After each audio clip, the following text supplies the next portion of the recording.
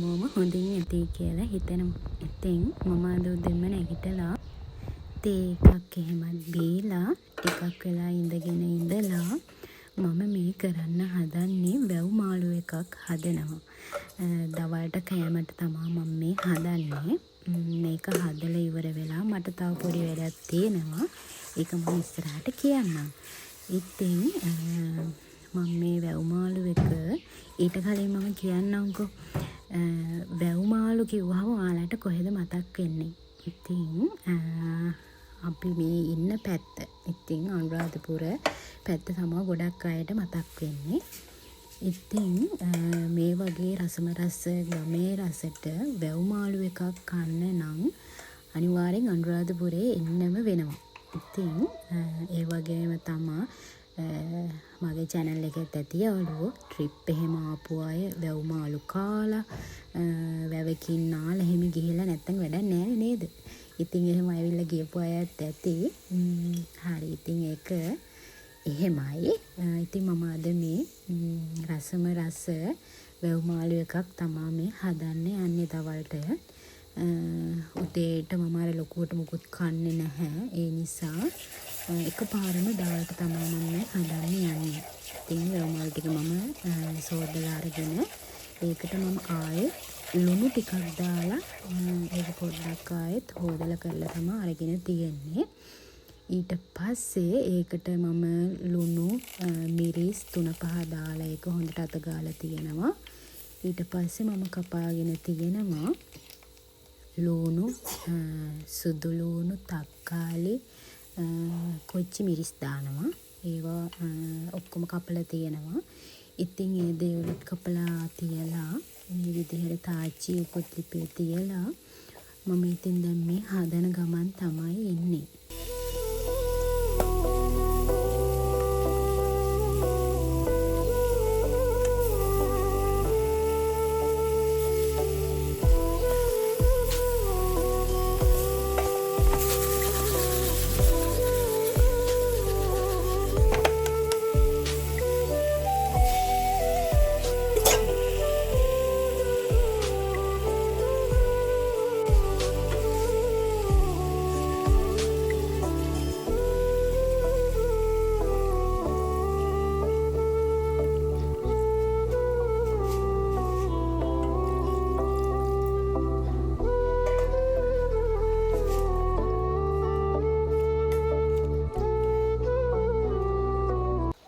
ඉතින් මට අද මේ මාළු එක හදද්දී කෑලි මිරිස් ටිකක් නිකන් උඩින් දාන්න ඕනේ කියලා හිතුණා. ඉතින් ඒකත් දැම්මා.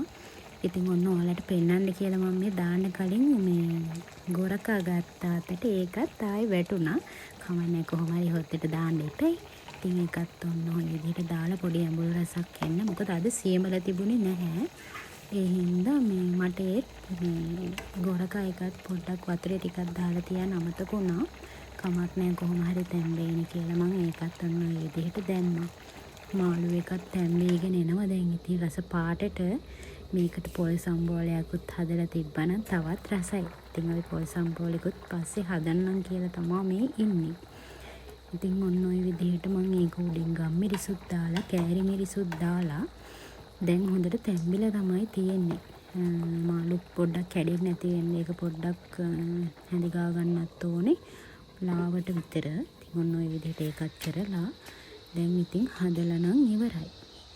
ඒකත් හදලා ඉවර වෙලා මම ඔයාලට කිව්වනේ තව පොඩි වැඩක් කරන්න ඉන්නවා කියලා මම අද.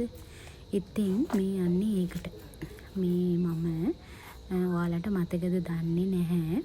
මගේ කලින් වීඩියෝ එකත් මම ඔයාලට පෙන්නලා තියෙනවා. මං ගාව තියෙනවා ඉන්ඩෝ ප්ලාන්ට්ස් වගේක්. ඉතින් ඒ ටික මම එද්දි මෙහෙත් ගෙනාවා. ඒකට පොඩි සත්කාර ටිකක් කරන්න බැරි වුණා මට මේ ටිකේම. ඉතින් මම මේ පැලේ හදලා තිබුණේ මෙන්න මේ වගේ වීදුරු බෝල් එකක. ඉතින් ඒක මම අද වතුර මාරු කරා. මොකද සතියෙන් සතියටවත් මෙහි පොඩ්ඩක් වතුර මාරු කරන්න ඕන නැත්තම් මදුරු කීටයෝ බෝ වෙනවනේ. අන්න ඒ නිසා මම මේක සතියකට එකපාරක් වගේ තිබ්බ වතුර එක අයින් කරලා ආයෙත් ඒ පැලේ විදිහටම දාලා තියෙනවා. ඉතින් අදත් මම මේ කරන්නේ ඒ විදිහට වතුර එක අයින් කරලා ඒක ටිකක් හොදලා අරගෙන ඒකට මම ආයෙත් මේ පැල දෙක දානවා.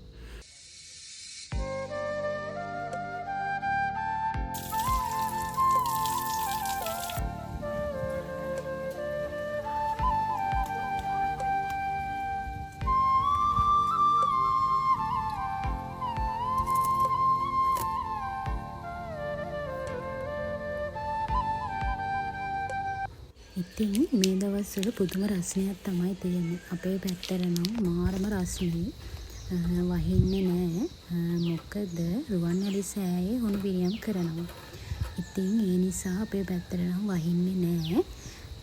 ඉතින් මට හිතුණා මේ අපේ ගෙදර තියෙනවා මේ මල් පැල ටිකක් අවුවේ තිබිලා මේ ඒවා ටිකක් මැලවිලා වගේ. මම ඒවා ටිකක් එහෙට මෙහෙට කරා පොඩ්ඩක් හෙවනට ආයේ අවුවේ තියෙද්දි අර පිපෙන මල් වගේක් තියෙනවනේ මට ඒකේ නම නම් මතක නෑ. දැන් මම මේ හිටවන මල් ටික ඔය ඒ ටිකක් හිටව ගත්තා නම් හොඳයි කියලා හිතුණා. ඒ වගේම අත චුට්ටක් අස් කරගන්නත් උවමනාවක් තිබුණා. ඉතින් ලොකුවට දේවල් කරේ නැහැ. ඔන්න ඔය විදිහට ඔය වගේ පොඩි මල් පෝච්චි දෙක තුනකට මම මේ මල් ටිකක් හදාගත්තා. ඉතින් ඉස්සර නම් අපේ ගෙදර මාර විදිහට මල් වවලා තිබ්බා අපේ අම්මා. හරිම ලස්සනට තිබ්බා.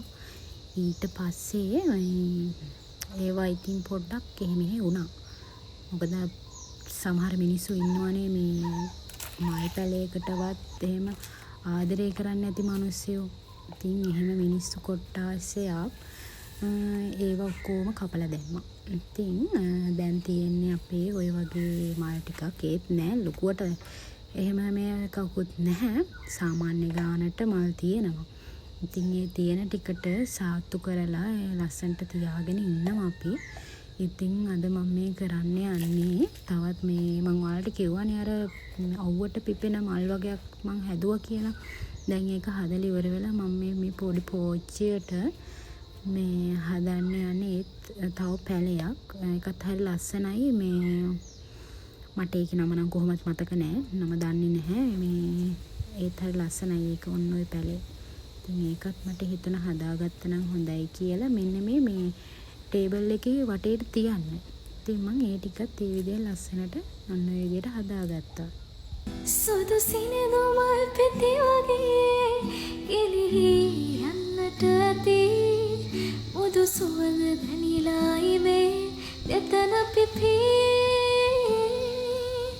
හමුවීම ප්‍රේමය නොවේ වෙන්වීම ප්‍රේමය වඩයි අපි පතා ආවා වගේ වෙන්නේ.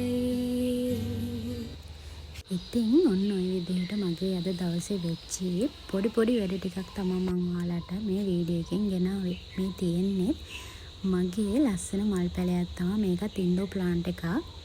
වතුරේ තමයි මේක තියෙන්න ඕනේ. මම ඒ වුණාට මේක හදලා තියෙන්නේ. මේක වතුරේ තියන්න පුළුවන්. නැත්නම් ওই විදිහට හදලා තියන්නත් පුළුවන්.